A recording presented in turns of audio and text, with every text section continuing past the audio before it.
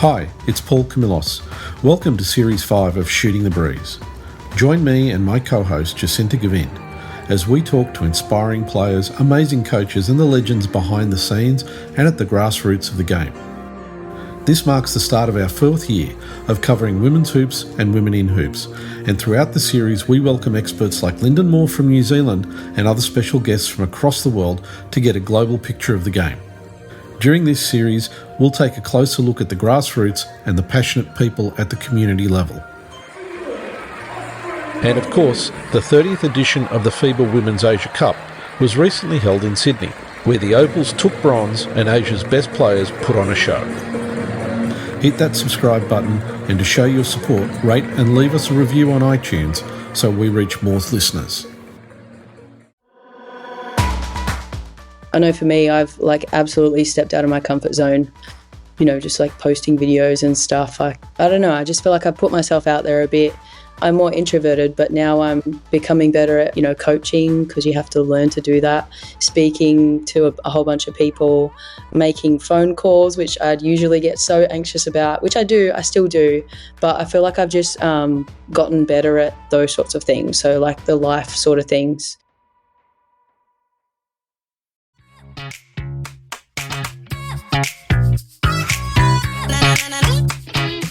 It's great having Lauren Mansfield, a Series 1 OG, back on the pod.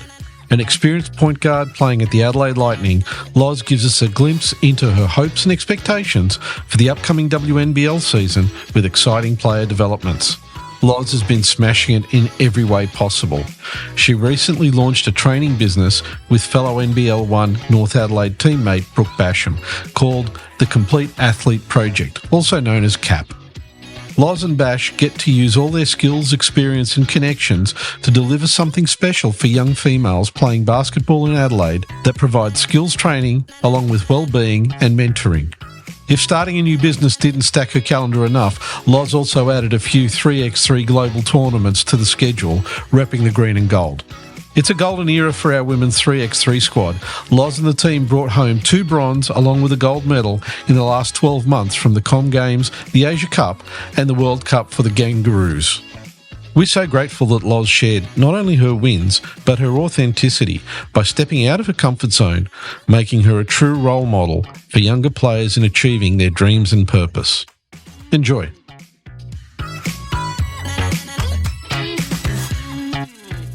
Welcome to Shooting the Breeze. Joining me is my co-host Jacinta Gavin, and today we've got a fantastic guest, a gold medal holder as well, Lauren Mansfield. Loz, welcome to the show. It's great to have you here. Hello, thank you for having me. I'm super excited to have a chat today. It's our pleasure. So Loz, beautiful downtown sunny Adelaide, the NBL1. I'm guessing it is sort of sunny and reasonable down there today. I think the sun is out. Yeah, it's not horrible. Probably not as cold as Melbourne or Sydney, so I'll take it. Cool. So first up, I just want to ask you about how your season's been going in the NBL1, because it's getting down to that pointy end of the season. Yeah, I mean, it's been tough for me because I've kind of been in and out because I've had a bit of 3x3 happening, but it's been really nice to play for North Adelaide. I haven't played here. This is the club I grew up playing for. So it's been awesome for me to just stay home and play here and play with some of the girls I played with as a young kid. So that's been really special for me. I think at the moment we're equal 4th or 5th, I think. All I know is we have to win this weekend. So that'll definitely be, a tough matchup, but we're looking forward to it. And it's a must win for us to make finals. All right. So talking about 3x3 for a minute, how did you feel getting that gold? Yeah, I think it was special, particularly because we had gone to the Asia Cup previously and we lost to China in the final. Yeah, that game, I'll never forget the feeling of, you never want to lose in a final. And so I think we're definitely hungry coming back to Asia Cup, and just being able to beat China in the final was super, satisfying. Yeah, it was awesome. The other thing you've been doing is you've launched a new business as well with Brooke Basham, I believe. I have, yes. Okay, so before we get into all the basketball stuff, let's find out a bit more about this. tell us what it's all about and what you guys are trying to achieve. Yeah, so we started a company called the Complete Athlete Project, and basically our goal is to coach young girls. So we basically want to be a resource for young girls and parents for obviously on-court basketball training. So we've done a lot of that, whether it be individuals or little small group sessions. But the whole idea is to build complete athletes. So we want to also tap into the mental side, which I understand is super important, playing basketball. We want to help to be a resource to connect parents with the importance of, strength and conditioning, nutrition, all that sort of stuff, all the things that, play a role in being successful on the court. We want to try and help with. At the moment, we're just kind of keyed in on the basketball. But yeah, we hope to eventually help with, all areas of basketball, both on and off the court and just in life too. Tell us about the preparation of putting Complete Athlete Project together, because sometimes from the outside it looks like these things just pop up overnight, but I imagine a lot of work went into it. Yeah, definitely. So we kind of came up with the idea. I'm going to just call her Bash because it feels weird me calling her Brooke because that's her nickname. So me and Bash, last year for Lightning, we were working with Basketball SA, just doing school clinics. And so we did a lot of that together. And then one day we were just sitting at a cafe and we were like, I want to do this. Like, this is great. And I had done like indies and stuff previously and she was the same. But yeah, we just kind of talked about like maybe it'd be a good idea to start our own thing. And so basically from there, that was probably about maybe 6 months ago, maybe longer. It would have been because we were in season. So about 6 months ago, we just kind of like played around with the idea. And then from there, we started the first thing we did was we messaged a bunch of people. We started NBL1 sessions and just to see if they'd be interested. And they came out and that was awesome. We started, training NBL1 athletes. And then from there, we, got photos and got the content and because we wanted to put the Instagram together. And so, yeah, it's been a lot of work behind the scenes. We've also just launched our website too, which I'd been working on for about 2 months solid. So, yeah, it's definitely a lot of stuff behind the scenes, but it's kind of fun. I feel like I've learned so much in such a short period of time. So are you the web designer and graphic designer as well behind the scenes? Yeah, I've been doing the website. And then me and Bash both do kind of like the Instagram posts. We're on Canva is what we use. So, yeah, we're just kind of learning and doing it all by ourselves. And then obviously we've got our photographer as well. It's like a good group of people you got around you. Yeah, I think that's a big thing. Obviously we've sourced a lot from just our connections with Lightning. So we've got Brando, who's our strength and conditioning guy at Lightning. He's working with us at CAP, and then Emma Hoppo, which we like to call Poppy, she's our Lightning photographer. So, we've just kind of used our connections and obviously we're blessed with being able to do that, and Lightning's been awesome with us too. That's great. Are you looking at also branching into doing websites as well, since you're obviously getting so good at it? I don't know about that. I don't know if I'm that good. Probably not anytime soon. I'm ready to not look at a computer for a while. So going through with Complete Athlete Program so far, what's happened along the journey that you've kind of gone, wow, that was really amazing, or, stuff that's occurred where you've gone, oh, damn, it's really painful that this happened? Yeah, we've had quite a few of those moments.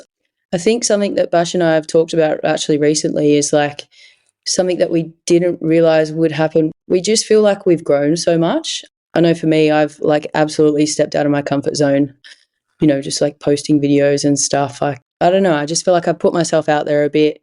I'm more introverted, but now I'm becoming better at, coaching, because you have to learn to do that, speaking to a whole bunch of people, making phone calls, which I'd usually get so anxious about, which I still do, but I feel like I've just gotten better at those sorts of things. So like the life sort of things. Oh, and another thing, which I kind of expected this to happen, but I just feel so much more purposeful now. I wake up like excited to go and train these young girls, and building relationships and connecting with them. It's so rewarding, and like I feel full.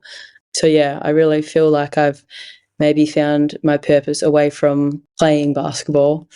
And as far as challenging things, I think a big one is just like the admin side, the accounting, the money stuff, the insurance, just the little stuff that I would have never even thought about, that you kind of have to when you're starting a company. So, I mean, that's been a big learning curve for me. But again, I think that's helped me to grow and, just kind of get better at little things. So what's the age range of the people that participate in your programs? That's a great question. We haven't really, we tried not to limit ourselves. We don't really want to turn people away. But generally we've got a camp coming up, which we're doing with Lightning, and that's, I think, 8-year-olds to 16. So probably, we don't want to be coaching girls that are, too young and not ready. So yeah, not a huge limit, and any age. I mean, I love coaching the older girls, just because obviously I can probably do more advanced skills and stuff with them, which I really enjoy. Okay. And do you mention skill set as well, like from beginner to elite, or is it more designed to take some of the talented athletes at a rep level and get them to that next level, like to make state teams and state programs? I think, again, we want to be pretty open. We don't want to say, if someone just loves basketball and they don't have to be elite, we'll train anyone. And I think a really cool part about what we're doing too is they might not make it to that next level, but we're still helping them with training resilience, and we're seeing them each week. We're seeing them progress. So, yeah, I think I like the idea. We've talked about the idea of maybe an underdog academy as well. So maybe girls that haven't made Div 1 or Div 2 and just want to try and help to get to that next level. So, yeah, we want to train all levels if we can. Obviously, the more elite training is really fun for us. But, yeah, we also just like to train girls that, at least they're getting off their phones and they're out there training, doing something. So we like to see that as well. And you mentioned that the Lightning have been obviously supportive. How are you finding the level of support that they've committed to has assisted you in growing the business? Yeah, the Lightning have been amazing for us. As soon as we kind of brought out the idea, Reese and Nat and Matt, they all kind of said, let us know if there's any way we can help, and use us to, help build your connections and all that sort of stuff. So they've been unreal. I think obviously the holiday camps have been really good for us in, just connecting with young girls and building those relationships. Yeah, they've been super supportive, and I think we both feel really lucky that we've got that connection with them. And you already had a strong attendance to some of the Adelaide Lightning games, just based on what we see on the broadcast at your home games. Mm-hmm. Perhaps you may see an even further increase in some of the young girls in the crowd coming to see Lightning games now. I really hope so. Yeah, I think that's obviously the goal for, having those Lightning camps. We want to build relationships with these young girls, and, I think it's super important that, we connect with them and get to know them and know their names when they come to games. Having older role models is so, so important for young girls. So we want to kind of use our platform to try and help them and help with all of that. And talking about the girls in the crowd, how have you found the crowds in Adelaide across not only NBL1 but also WNBL? Have you found the crowds been reacting to basketball in general over the last couple of years that you've been back home? Yeah, I think they're getting better. I think the crowds are getting there, which is awesome to see. I think women's sport in general is taking off a bit, and, obviously we don't have the sort of following and endorsements of the footy girls, but we're on the right track. I think I played at the arena. I can't remember who I was playing for, but it was a few years ago. And the atmosphere wasn't great. There wasn't a whole lot of fans there. But yeah, every game this year we had, it was loud in there. The atmosphere was awesome, and credit to Lightning. They've done a great job of building that up, and we were out on billboards and on buses this year. So they've done a really good job. And I think it's the same with a lot of the clubs in the WNBL. Both the Melbourne games I think were pretty awesome, really good turnout. It's really exciting to see the WNBL kind of taking off and getting those fans out to games. And it's a very AFLW heavy city, Adelaide. I remember anything AFL related used to lead the nightly news every night, it would be Adelaide Crows have gone for recovery, and that would be the headline over, a natural disaster. So, yeah, you've got your work cut out for you in terms of competing for space. But it sounds like Complete Athlete Project might be a great pathway to diversify from those other sports, because you'll be offering something a little bit different. Yeah, I hope so. And yeah, I mean, that's the vision. We want to try and just keep building and keep growing, and I guess really be something for young girls, because, there's trainers out there, there's a lot of stuff out there for boys, but we really want to, specialize in helping young girls. And I wanted to just touch on that, because I know with my daughter, when she goes, most camps, it's mixed boys and girls. And, she says that quite often there's a level of favoritism for the boys. Maybe favoritism is not the right word, but yeah, the boys get the ball more. How important do you think it is having a program that really focuses on girls to give them an opportunity to, be themselves? Oh my gosh, it's so important. It's so key. We're actually working with Basketball South Australia, and they're doing the female participation strategy, which is an awesome thing. So basically we go out to schools and we do school clinics, but it's just for the girls. So only the girls are there. And we've had feedback. We've spoken to the girls after the clinics and the teachers and stuff, and they've talked about how important it is just to have the separation. Like usually in PE classes, the girls don't, it's exactly what you're saying. They don't get the ball enough. The boys kind of take over, and I get it. They're more athletic and perhaps playing at a higher level for the age they're at. But the girls just kind of miss out, or don't get the ball enough, or just kind of get overshadowed by the boys. And so I think what BSA is doing, having us, just have clinics just for girls, is so important and so good for the girls, like such a cool opportunity for the girls. So yeah, I think CAP's really trying to follow that lead, and we really want to make it something special just for the girls. And have you encountered any pushback on the basis that you are focusing on girls? Not yet. Not to our knowledge. I mean, I'm not sure what people are saying, but no, we haven't had any pushback yet. So, I mean, we'll see. I'll let you know. And look, just one last question about CAP, your long-term vision. Where would you like to see this initiative end up? Yeah, so I think, and we've talked about it, and it's probably a really big dream, but we would love to one day have our own facility for the girls. So yeah, just our own facility with basketball courts, gym, again, just having everything that an athlete would need. We'd like to have, physios there, strength and conditioning, all that sort of stuff. So we'd like to have our own facility. I think we'd also like to employ younger girls to coach as well. So we want to help them to develop leadership and stuff. And I think one idea that we had, which would be awesome, is employing, like, say, DPs or young girls in the WNBL who maybe are on minimum wage, and just being a source of income for them.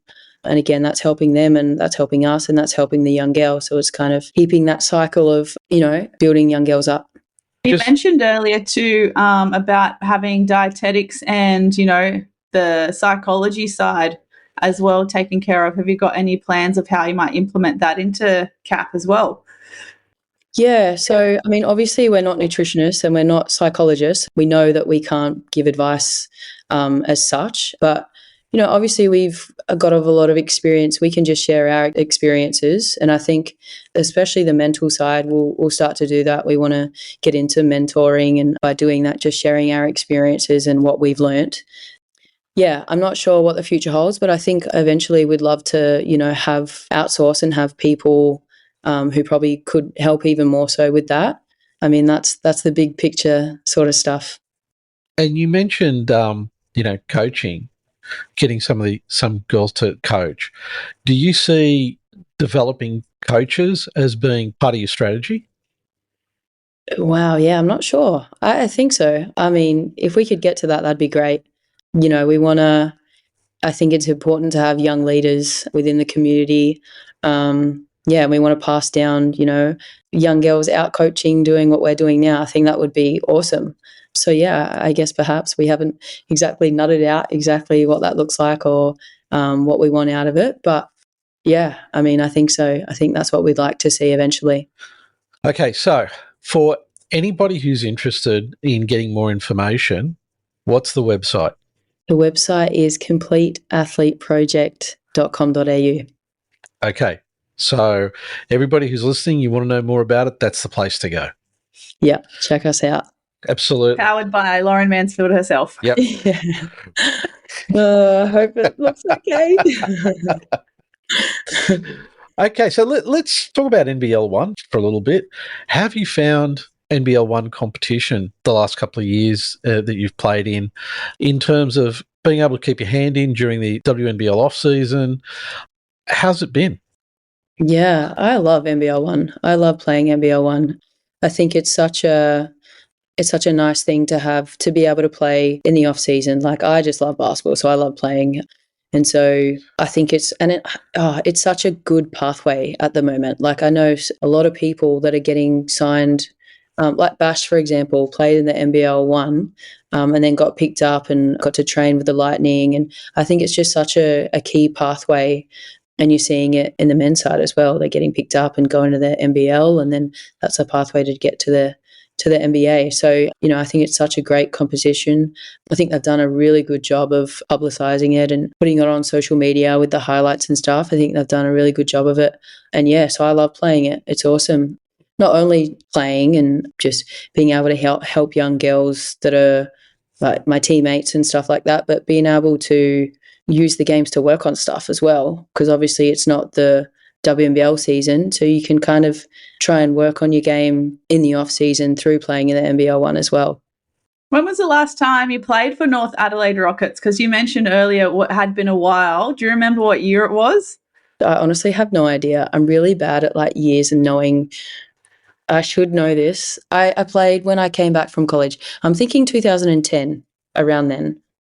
Yeah, that's still a while ago. Yeah. I remember you played 2008. Yeah. And then in my mind, I couldn't recall when perhaps you would have played again, but I lost touch with basketball along the way. So 2010 sounds right. Yeah. So it's been a long time. Yeah. Now, one of the things I've noticed about WNBL players in the NBL1 is there's a bit of a performance disparity. Yeah, because a lot of the WNBL players are posting huge numbers. Mm-hmm. How important do you think it is to have players at that level playing in NBL1 to be able to bring the level of competition up?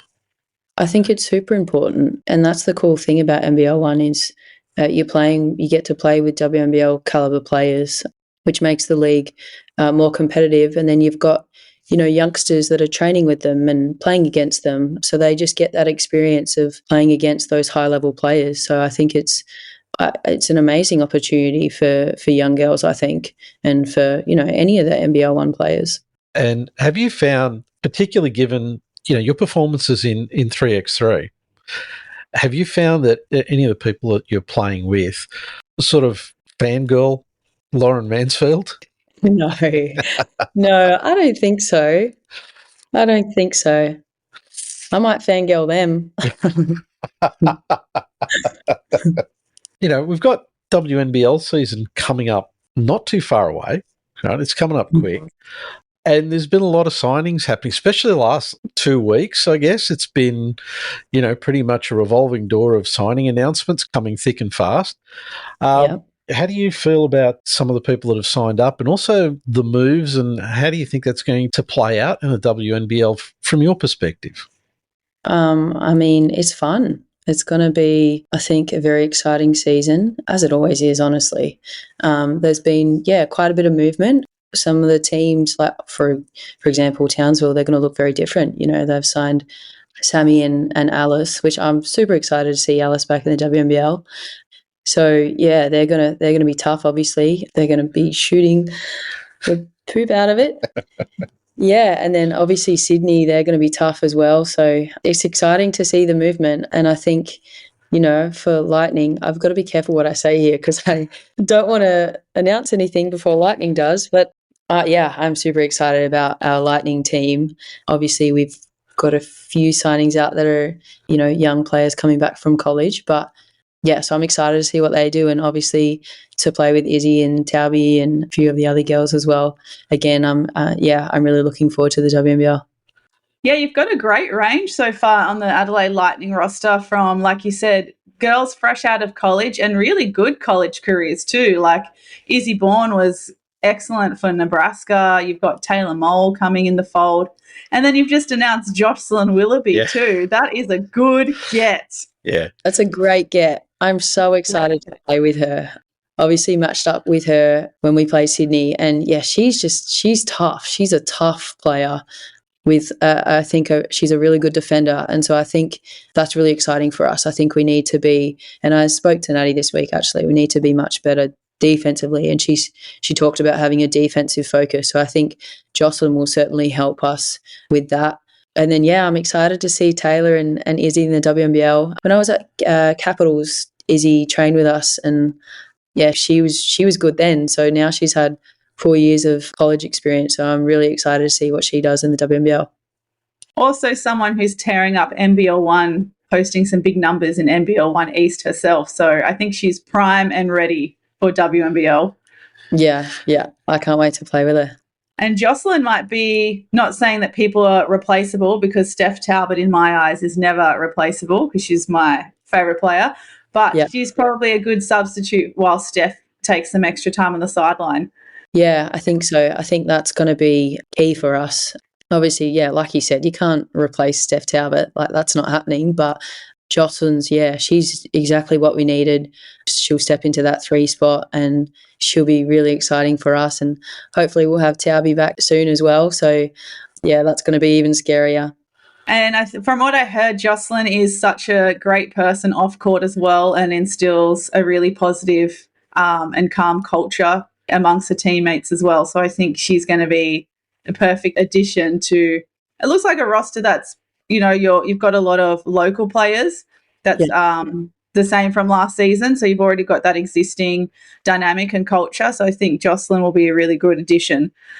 Yeah, I think so too. I mean, I obviously I don't know Jocelyn, but I've heard from her Sydney teammates that she was a really good person as well. So, obviously excited to get to know her, and Natty talked highly of her personality as well too. So I think we're all excited to have her here. And just really quick, the time I lived in Adelaide, the thing I loved the most was how every suburb, most suburbs had a chicken shop, and they would sell schnitzel packs. Oh, so yeah. Please give me, you look, when I came back home, I was craving schnitzel packs, and the only other place since then, because I lived and played in Adelaide in 2008 and loved a schnitzel pack, and wherever I've travelled in Australia since then, the only place I found a schnitzel pack is Tasmania. So please do me a favour and take Jocelyn to get a good schnitzel pack. Okay, I absolutely will. I'm really sad. I had no idea other places didn't do it. That's appalling. Yeah, treasure it while you can, Loz. Okay, I will. I'll make the most of it. I'll order one tonight. Yeah, good. And you mentioned Natty Hurst. How do you think she's going to approach this season coaching-wise? You've obviously been talking, about how you guys are going to approach the season. Are we going to see really big different things happening, or what are we going to be seeing from the Lightning?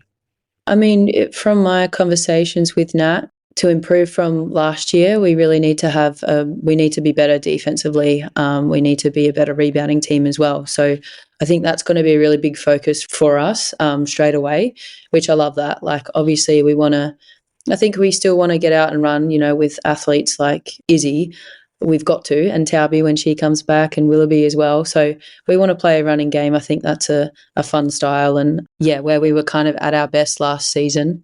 But to do that, you have to be able to get stops on defense, and you got to rebound as well. So I think that'll be a key thing for us to really move forward from last year, is just really being able to lock down on defense. And I'm sure we'll, try different concepts on D, different on-ball defense. Not sure what that will look like. I'm sure Natty has a plan, but it'll be a really, hopefully, much improved defensive team.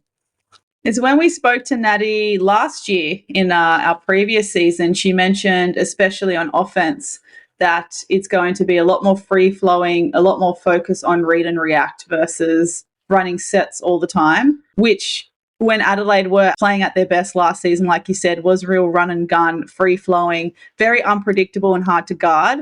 So can we expect the same thing offensively next season? Yeah, absolutely. I think, that's what Natty wants to do, and I think it did work well when we did it last year.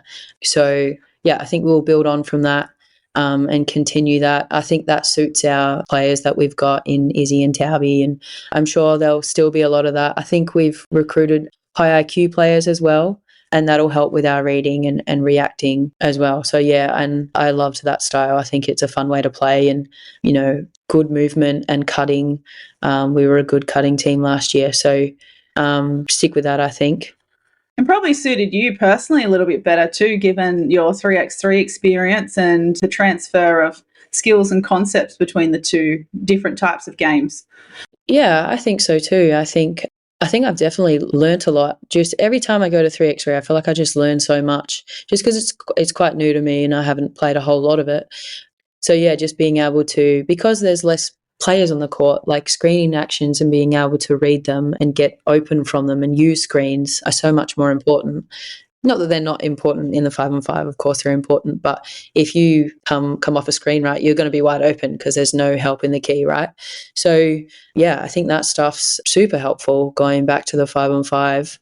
Definitely looking forward to playing that style of game and, reading screens and obviously playing some pick and roll as well, which is my favourite. Going back to the 3x3, how did you find getting into the game of 3x3? Given your prior experience in the 5-man game, and how do you find that you're translating that into your WNBL and NBL1 game? So I think when I first did 3x3, I didn't really know what to expect. I didn't even know all the rules, to be honest with you. But I think something that the 3x3s really helped me with is obviously there's a shorter shot clock, lower shot clock. So you have to just be more aggressive. You've got to make a play straight away. So I think that's really helped me just to play more aggressive, to either get on the rim or just be a bit more assertive in everything I do. I think sometimes in the 5-on-5, I'm kind of waiting to see what the defense gives me. But in the 3x3, you can't really do that. You got to go straight away. So I think that's been something that I've really learnt and am starting to get better at. And hopefully that transfers this season coming up. And how do you find the fan engagement with 3x3? I mean, we were watching the Asia Cup in Singapore and it looked like it was packed houses all the time and the crowd really seemed to be getting right into it. Yeah, I think that's the really cool thing about 3x3 is the atmosphere is so cool. There's people on every side. It's a smaller stadium, so it's more compact and it's really loud in there. So it's such a fun experience. Just as soon as you run out on the court, you get like goosebumps. Like it's so cool. And they do a really good job of making it, a super entertaining game as well. The fans are awesome. I think at the World Cup, it was sold out every game. So, yeah, I mean, it's just such a cool experience and a really cool atmosphere to play in. And you kind of feed off it too, I think. Now, some time back, we spoke with a few people about 3x3 and we heard from Marina Whittle about what it's like playing in Singapore because it's hot and humid. Yeah. How did you find that kind of environment to play in, especially outdoors?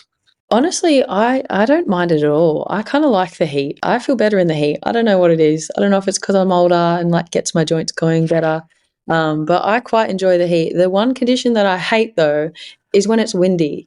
There was some games in when we were at Com Games, and I could see like the flags move in the background. I was like, oh no, like this is not good because when you're shooting a 3 but a 2 in 3x3, if there's a bit of wind, like it's not good. And I think I probably let that get in my head a little bit too. I'm like, oh no, it's windy. Like don't shoot 2s. Like might carry the ball. You're gonna miss, but. So I probably need to be better at that. But, yeah, I don't mind the heat. I can deal with the heat, not the wind.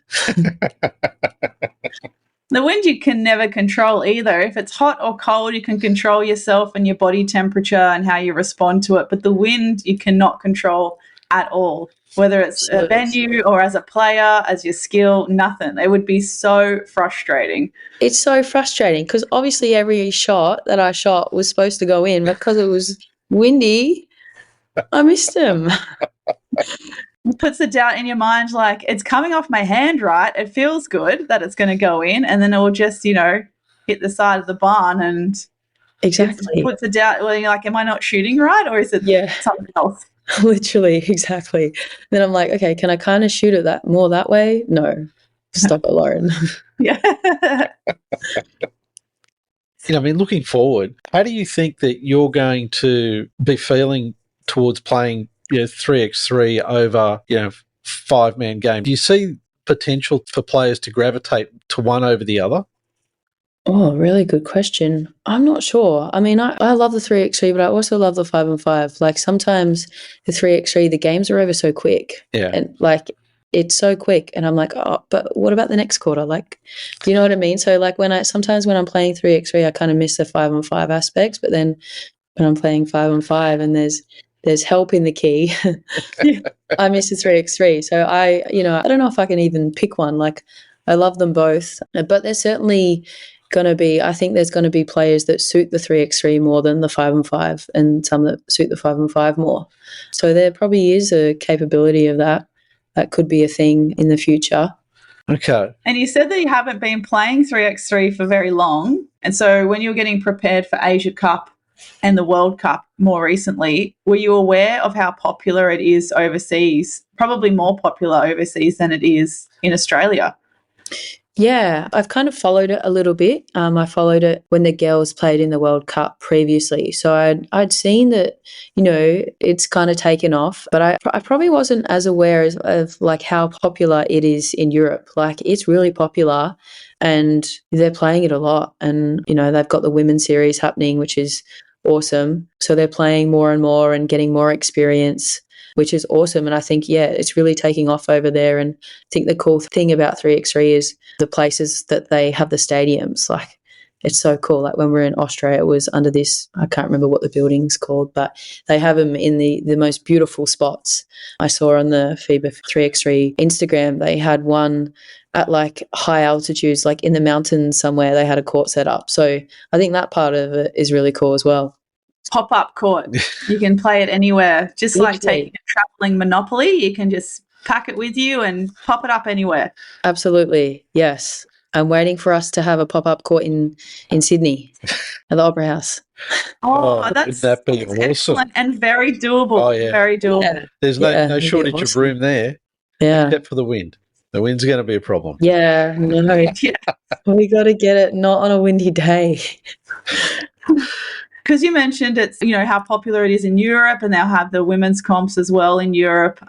Can you explain to us a little bit more about the two separate, it seems like there were two separate comps going on. So the time when yourself and Marina and Maylee and Ali Wilson were going, say, to Asia Cup and World Cup, there was another 3x3 Australian team that had, Atwell, Bibby, Clark, and it was you. That's right. Yeah. The other group. That's right. You were with that group, and Scherf was perhaps with the other group, or Keely Froling was with the other group. Yeah.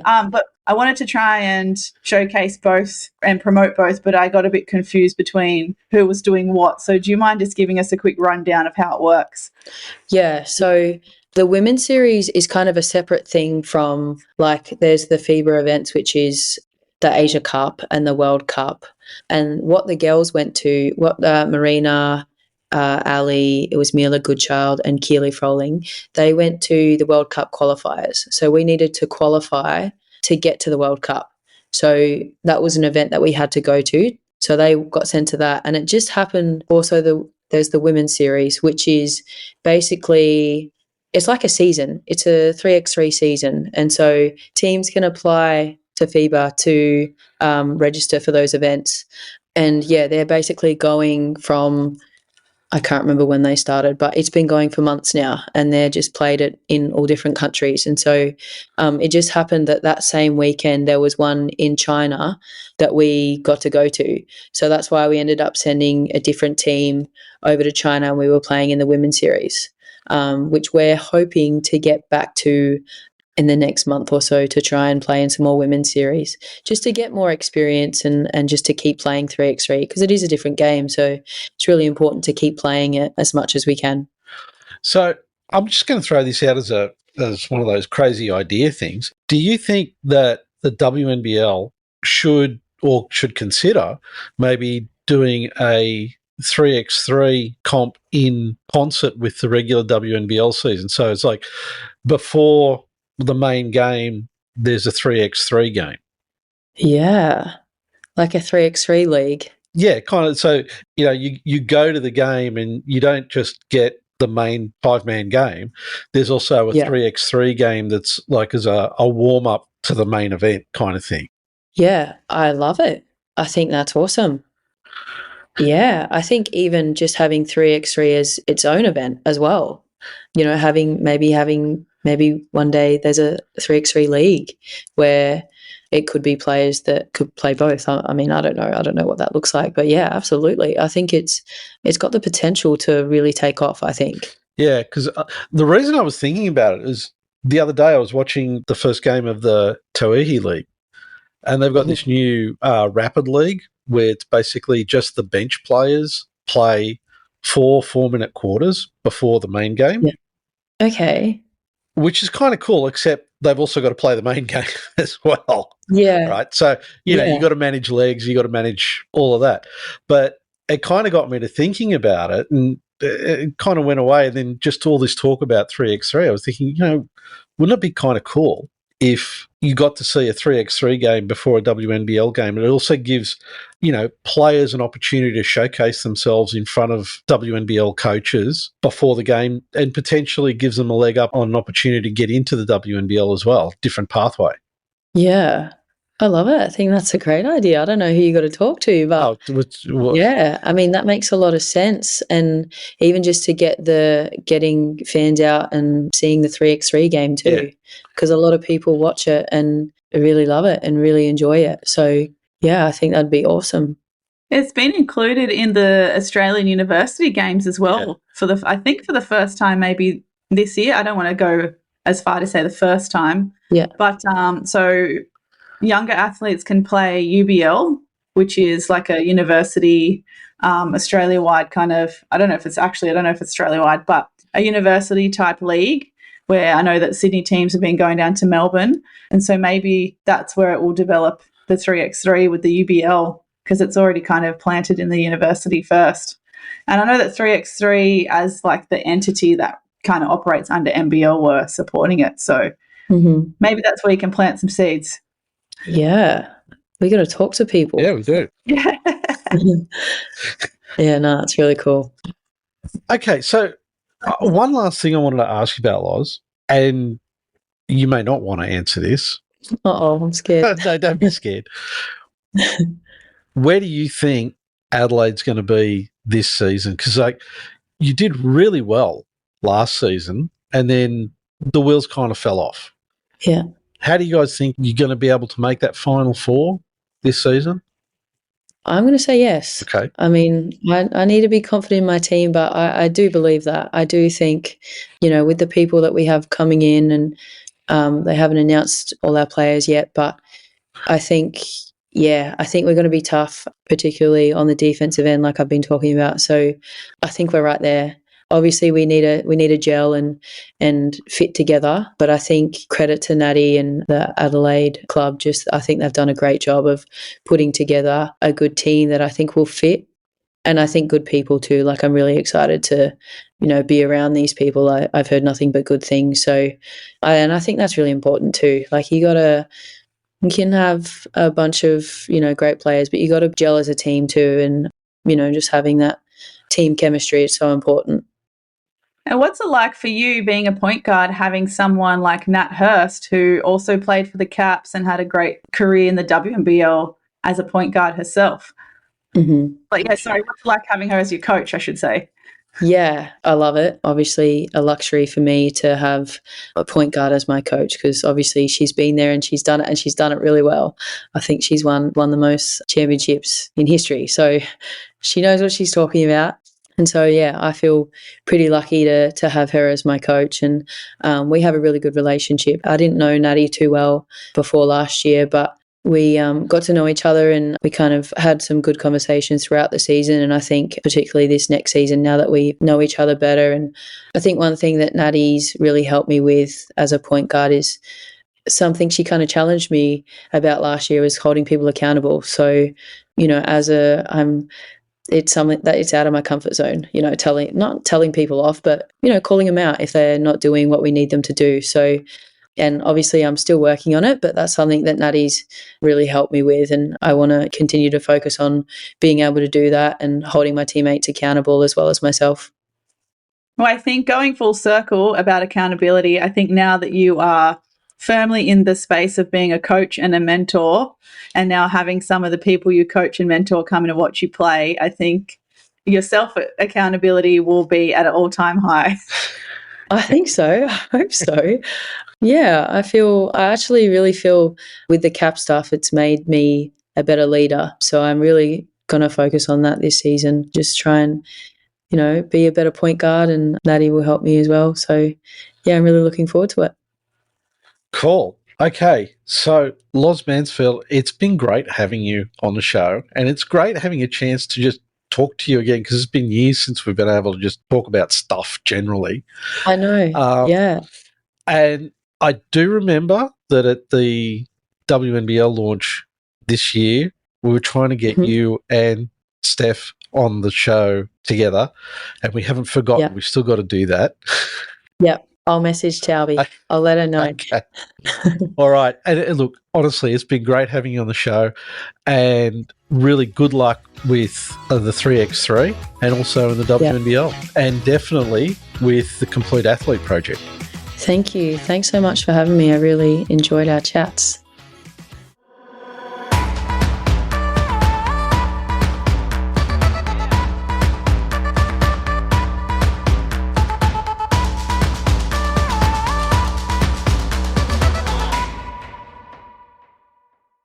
Shooting the Breeze can be found on Apple Podcasts, Google Podcast, Spotify, and iHeartRadio.